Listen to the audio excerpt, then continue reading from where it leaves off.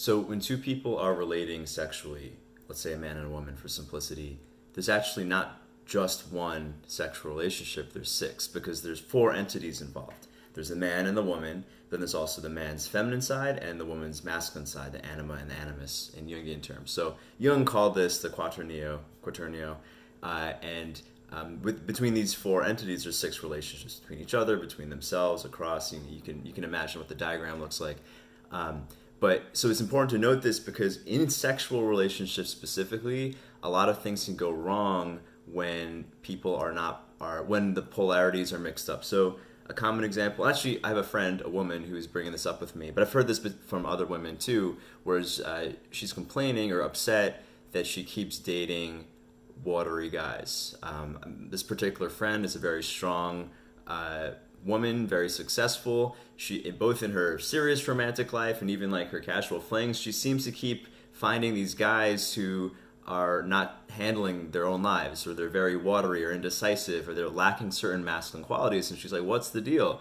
And from speaking with her, I inferred that her masculine is so strong, her animus, the masculine side of her psyche, is so strong that it's kind of taking over the masculine side of the sexual polarity. So what's left for the guy? Well, then he's going to sink into his feminine, which is probably not where he wants to be. He probably feels emasculated too, especially a straight guy. And then she's not happy because she doesn't want to be in the masculine pole. She doesn't want to be handling material reality. She wants to sink in and surrender. So what do?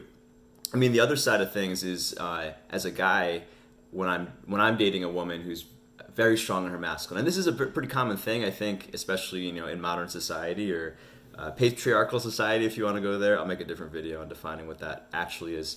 But many women have to learn how to really be in their masculine side as part of consumerism, making us all individuals rather than embracing the fact that we're social animals and need each other. Also another video.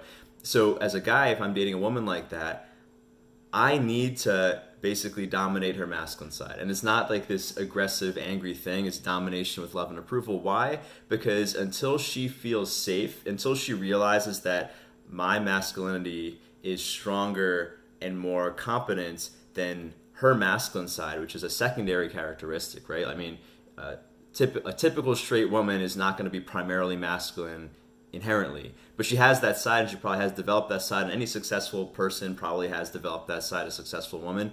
But for me to relate to her in a sexually polarized manner that allows her to feel safe in sinking into her emotions, her feminine side, her receptivity, her beauty, I need to out-masculine her masculine.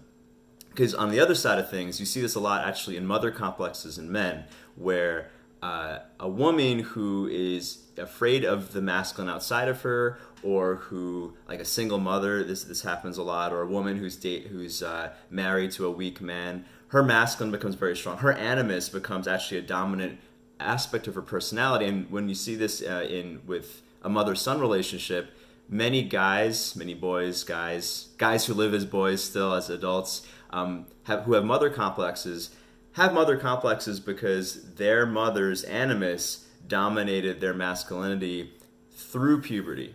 So this boy, this maybe an adult man, grows up never sinking in or embodying his own masculinity because his mother was the man of the house, for instance. This maybe is an oversimplification, but this is according to Marie-Louise von Franz and Jung, this is a primary cause of mother complexes where there's boys who don't grow up. So if you're a woman and you're dating a man like this, I mean, this is what I suggested to my female friend who is, dealing with this issue with men. Your only shot to make it work with a given guy, and by make it work, I mean a sexually polarized relationship where you get to sink into your natural states. For a woman to be the feminine side, you need to just sink into that. You need to kind of bottom to his masculinity, which means you're assuming that he's going to get his shit together and handle it.